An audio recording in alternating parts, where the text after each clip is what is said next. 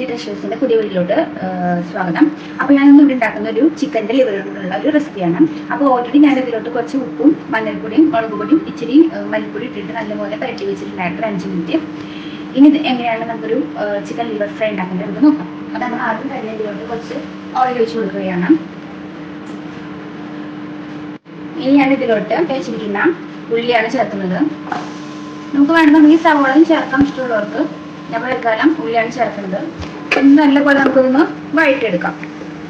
അപ്പോൾ ഞാൻ ഇതിലോട്ട് കുറച്ച് ഉപ്പ് ചേർത്ത് കൊടുക്കുന്നത് നമുക്ക് നല്ലപോലെ ഒന്ന് വഴറ്റി കൊടുക്കാം.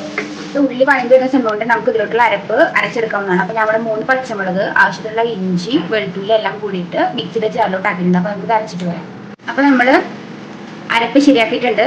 അപ്പോൾ ഉള്ളി ചെറുതായിട്ടൊന്ന് വഴണ്ടി വന്നിട്ടുണ്ട്. അപ്പോൾ നമുക്ക് ഈ അരപ്പ് ഇതിലോട്ട് ആഡ് ചെയ്ത് കൊടുക്കാം. അപ്പൊ ഞാൻ ഈ അരപ്പ് ഇതിലോട്ട് ആഡ് ചെയ്ത് കൊടുത്തിട്ടുണ്ട്. അപ്പൊ നമുക്ക് ഇതിന്റെ ഒരു പച്ച മണം മാറുന്ന വരെ ഒന്ന് ഇളക്കി കൊടുക്കാവുന്നതാണ്. അപ്പൊ നമ്മുടെ ഈ പച്ചമുളകും അതുപോലെ തന്നെ ഇഞ്ചിയൊക്കെ ഇട്ടുള്ള അരപ്പ് പച്ചമുളക് മാറി വന്നു, ഉള്ളി നല്ലപോലെ വഴണ്ട് വന്നു. അപ്പോൾ നമുക്ക് ഇതിലോട്ട് നമ്മൾ അരി വെച്ചിരിക്കുന്ന തക്കാളി ഇതിലോട്ട് ചേർത്ത് കൊടുക്കാം. അപ്പൊ ഞാൻ തൽക്കാലത്തേക്ക് ഇപ്പോൾ 3 തക്കാളിയാണ്, 3 ചെറിയ തക്കാളിയാണ് എടുത്തിരിക്കുന്നത്. നല്ല പോലെ ഒന്ന് വഴണ്ട് വന്നതിന് നമുക്ക് ഇതിലോട്ട് നമ്മുടെ ലിവർ ആഡ് ചെയ്ത് കൊടുക്കാം. അപ്പോൾ നമ്മുടെ ഈ തക്കാളി എല്ലാം നല്ല പോലെ വഴണ്ട് വന്നിട്ടുണ്ട്. ഇതിലോട്ട് ആവശ്യമായിട്ടുള്ള മഞ്ഞൾപ്പൊടി,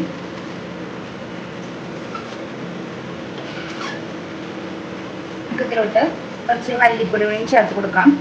ഇതിലോട്ട് ആവശ്യമായിട്ടുള്ള മസാലപ്പൊടി, അതിൽ പച്ചമുളക് ആഡ് ചെയ്തിട്ടുണ്ട്. എന്നാലും കുറച്ച് ചില്ലി പൗഡർ കൂടി ആഡ് ചെയ്ത് കൊടുക്കാമെന്ന്.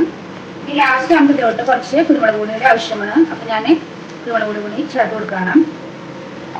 എന്നിട്ട് നല്ലപോലെ നമുക്കൊന്ന് ഇളക്കി കൊടുക്കാം. പൊടികളുടെ പച്ചമുളക് മാറിയിട്ടുണ്ട്.